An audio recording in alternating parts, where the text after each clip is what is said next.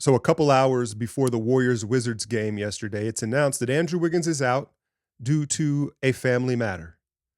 And, that we all understand, like, that's when you call into work and you say, "Hey man, I've got a family emergency. I've got a family matter," right? Like that's what you say where people can't question it. It's like, "Oh, dang, family first," right? Because rightfully so, family first. Um, so that's what I'll say about the Andrew Wiggins thing. But what it did do was all of a sudden it thrust Moses Moody into the starting lineup, and here he is. He gets his opportunity, and it almost feels similar to Kaminga, where is it going to take an injury or being down in the rotation for him to truly get his opportunity?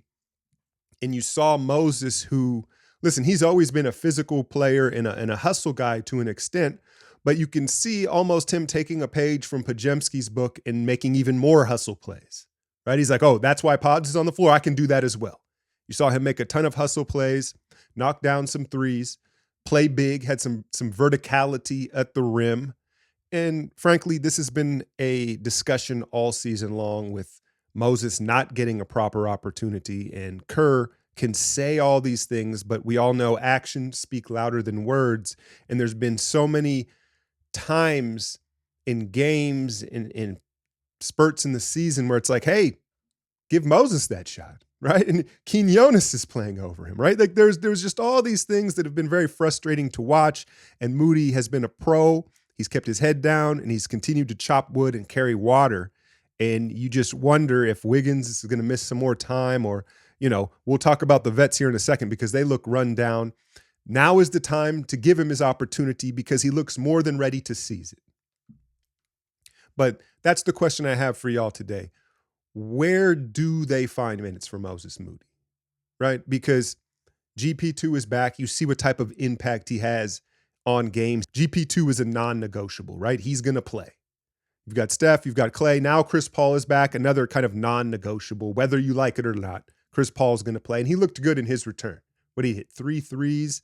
He gets away with murder on the screens that he sets, which fits into the brand and springing shooters open. And you saw him, that double drag screens, springing Clay open. And, there's some interesting things with CP in that second unit, but there's just a lot of minutes that are already spoken for. We're already guard heavy, right? And I know most of you are going to point to Pajemski, and people are saying he's playing too much. I don't get it. Yada, yada, yada. Maybe. Like I'm a big fan of Pajemski. I understand why he's been on the floor so much. To me, I think the biggest reason is energy. And you see these nights where the vets come out, just like last night, where it's like, oh, they don't have no energy, and he's just a floor raiser with the energy and then the rebounding. That's the other, I think, argument. You say, oh, Moody's bigger, will have more size, maybe a little more shooting. I don't know shot for shot if Moody's a better shooter than Pods. I think he's a more confident shooter, right? He's more of a traditional shooter. But it's the rebounding. And not to say Moody's not a good rebounder, Pajemski is a crazy rebounder. I think we can all acknowledge that. And I think that along with the relentless energy and being another ball handler has really just put him over the top, and where, yes, Kerr is probably leaning on him too much. He probably is. But I don't even think that that's necessarily where, Moses would get his opportunity. I think it's in Dario's minutes. And I know it's kind of contradictory because we've sat around all season, and I have, and complained about the lack of size. And you say, well, if you're going to play Moody over Dario, now you're getting even smaller. Yeah. But that's never been a problem in the past. And look, when you're playing a Lakers team, we got the New York Knicks here on Thursday. If some of these teams with some bigger front lines, okay, fine, maybe that doesn't work. But last night, to start that fourth quarter, the Wizards rolled out Marvin Bagley and 4 guards. And Dario got exposed for the first 5 minutes of that fourth quarter. And it was like, oh man, is this really happening again? I guess my point is there are plenty of opportunities in most matchups where the other team's like, we want to go small too. Like we just have one big out there anyway. And I think you can slide Wiggins to the 4, Kuminga to the 4, whoever's at the 4. I'm not saying Moody has to be there, but you can just play a smaller lineup. And I've brought this up before.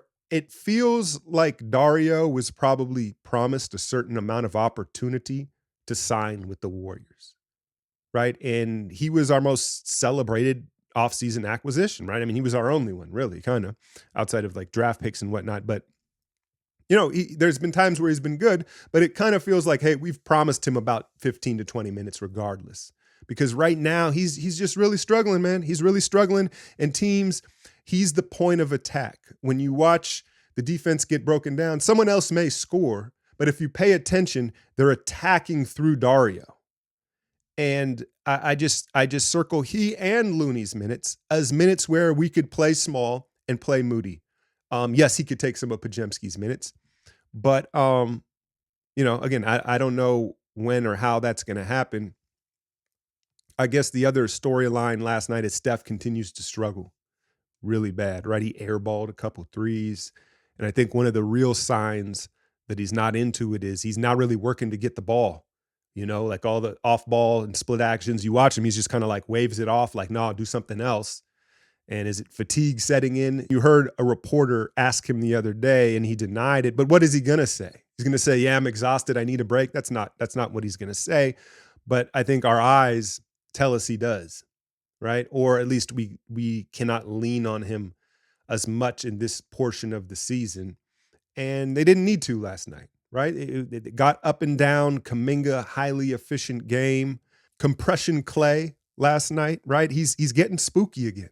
He's always going to command that spacing, but in this new bench role, I think he's starting to spook opponents where it's like, dude, he could have a 5-minute, 6-minute stint here where it just flips the entire game, And again, Chris Paul and those double drag screens where they kind of turn into Spain pick and rolls and Clay's slipping and flipping out of these into shots.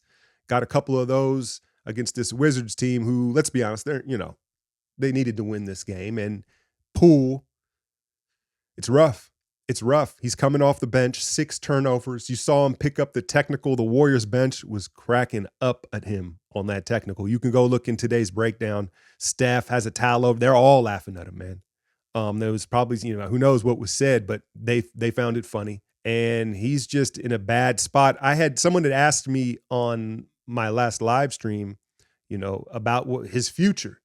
I think for Poole, what it's going to take is eventually he'll be traded to another team who's looking for firepower off the bench. The contract isn't as long. The expectations aren't as high.